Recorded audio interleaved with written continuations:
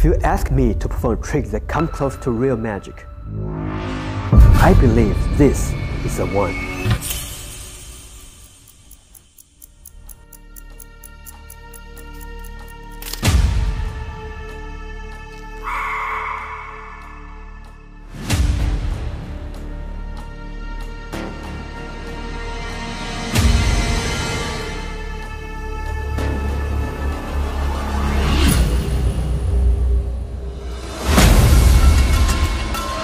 Make a hole in the bill, and then magically restore it.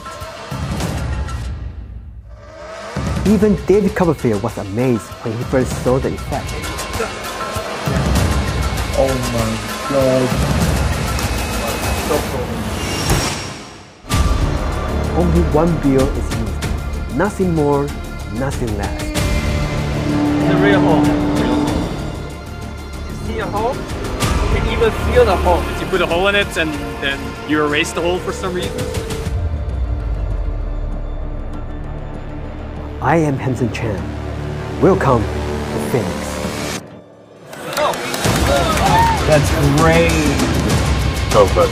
See, kind of right here. Looks good. I can keep it? If you want.